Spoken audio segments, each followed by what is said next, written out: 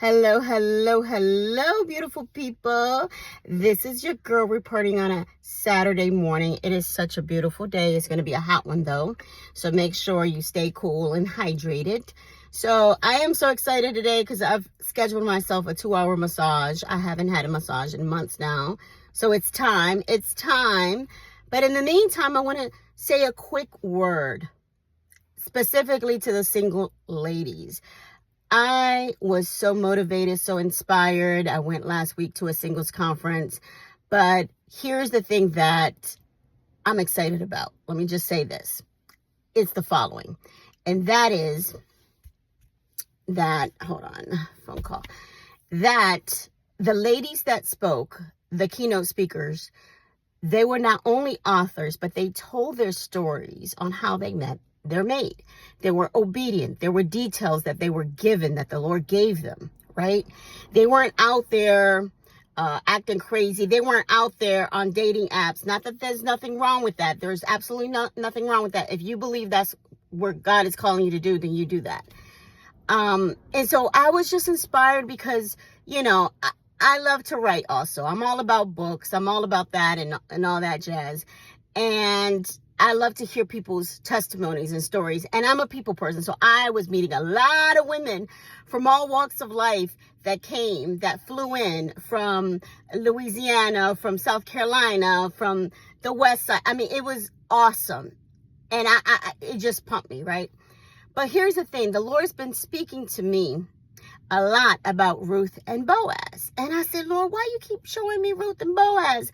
I don't got nothing to do with Ruth. Ruth was a widower. Ruth went with her mother-in-law. Ruth was from Moab and all of that. I can relate more with Isaac and Rebecca, their story.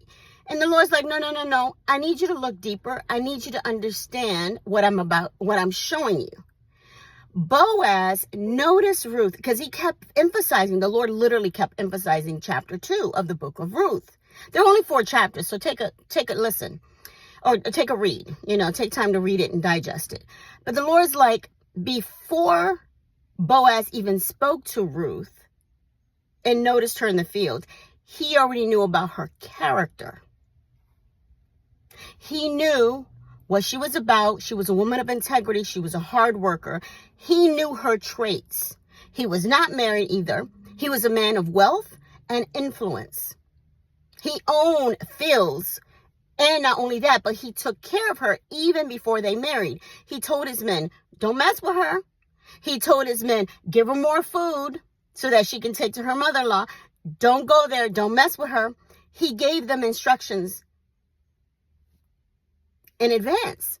And let me just say this. The Lord told me, Rosa, your man is going to notice you, your anointing, your calling.